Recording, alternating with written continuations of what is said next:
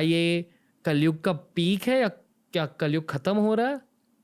कलयुग तो 4,32,000 का है और अभी 5,000 कुछ वर्ष ही हुए हैं, जिसमें से प्रसंग आता है कि राजा परीक्षित ने जब कलयुग को पहली बार देखा था, तो ये पांडवों के वंश के हैं, लास्ट राजा राजा परीक्षित।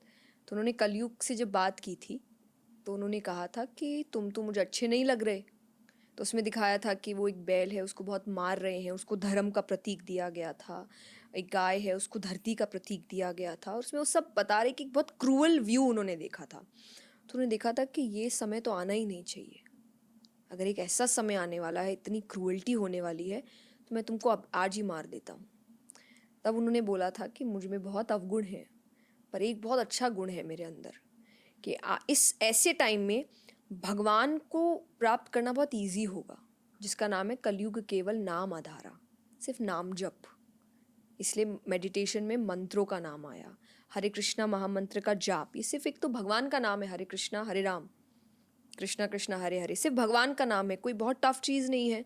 तो कलयुग का सबसे अच्छा चीज़ माना गया था कि आप सिर्फ नाम जप करेंगे और आपको बहुत रिजल्ट्स मिलेंगे। ये सबसे इजी युग है भगवान को पाने का।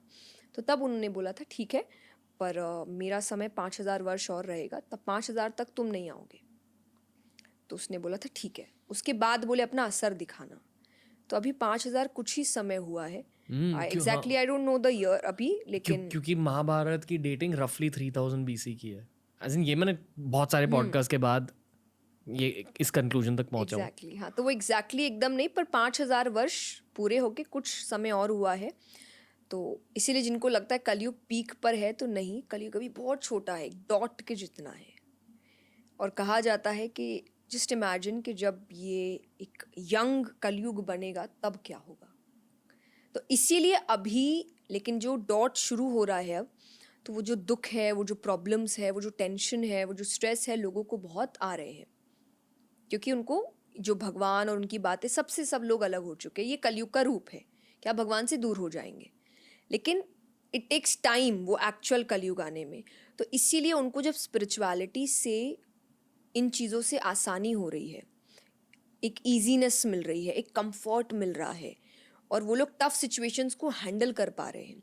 स्पिरिचुअलिटी का एक और रीज़न है कि आज ज़्यादा लोग करते हैं, ये मैंने आई थिंक मैंने कहीं कथा करी थी, वो एक बहुत बड़ी कंपनी के सीईओ थे, उन्होंने मुझे बोला था कि हम अभी अपनी कंपनी में जो सेशंस करवाते हैं, हम उसमें अब ये लोगों तक पहुंचाने की कोशिश कर रहे हैं कि कर्म करो, फल की चिंता मत करो, कि निस्वार्थ कर्म करो। और जब हमने इन चीज़ को शुरू किया, तब हमने देखा कि